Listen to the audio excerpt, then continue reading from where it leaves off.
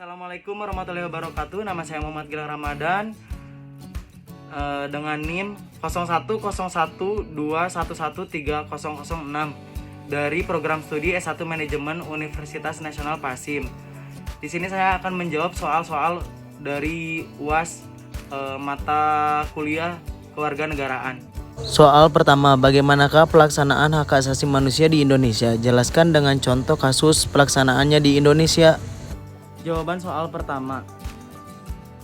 Pelaksanaan hak asasi manusia di Indonesia adalah pemerintah menetapkan aturan dalam perundang-undangan negara Republik Indonesia yang sah sehingga masyarakat dapat melaporkan kasus apapun yang sudah melanggar hak asasi manusia. Sebagai contoh, seseorang yang mendapatkan kekerasan oleh seseorang dapat melaporkan ke pihak yang berwenang seperti kepolisian dan nantinya akan ditindaklanjuti oleh pihak yang bersangkutan akan memproses tindakan tersebut. Soal kedua, apa makna demokrasi menurut saudara? Jelaskan dengan contoh di negara kita. Jawaban soal kedua. Menurut saya demokrasi adalah suatu upaya pemerintah agar warga negaranya ikut andil atau ikut serta dalam kegiatan pemerintahan. Contohnya seperti pilkada, pilkades, atau pemilihan presiden dan pemilihan wali kota. Soal ketiga, apa fungsi wawasan Nusantara dalam kehidupan sehari-hari? Berikan 5 penjelasannya. Fungsi wawasan Nusantara dalam kehidupan sehari-hari adalah untuk menumbuhkan jiwa-jiwa manusia Indonesia yang peduli akan cinta tanah air serta menimbulkan jiwa nasionalis dan patriotik.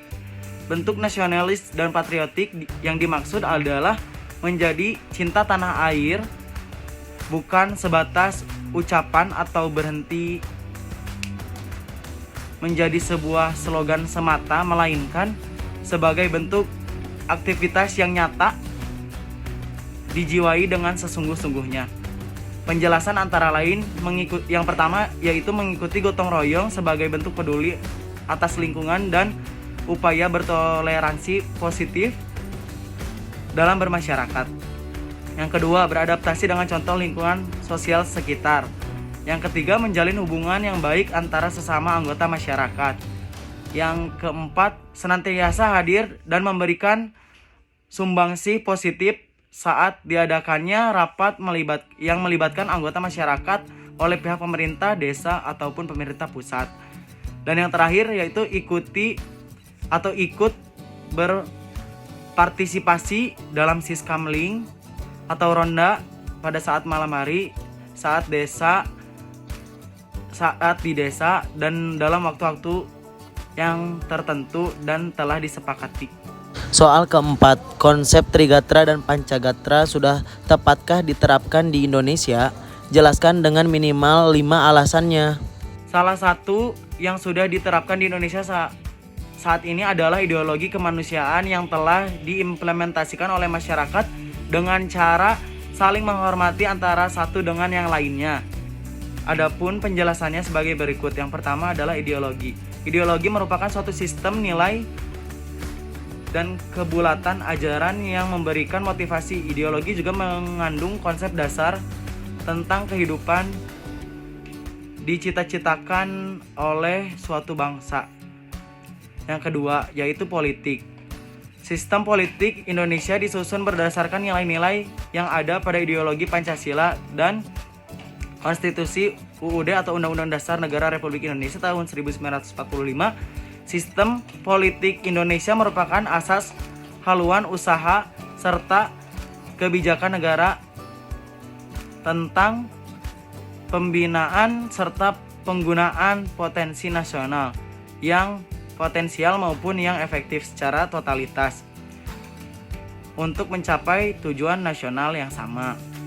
Dan yang ketiga yaitu ekonomi. Aspek ekonomi berhubungan dengan kegiatan pemenuhan kebutuhan masyarakat meliputi pengelolaan faktor-faktor produksi, distribusi, dan konsumsi barang atau jasa, serta usaha-usaha untuk meningkatkan kesejahteraan rakyat.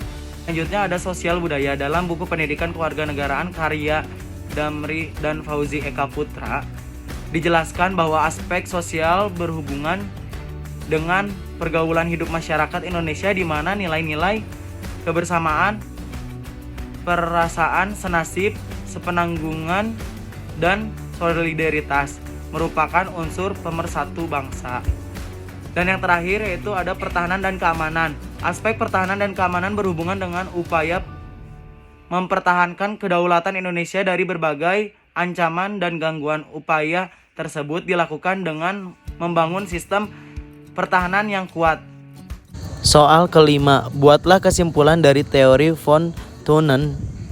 Jawaban soal kelima atau soal terakhir, kesimpulan teori Van Thunen.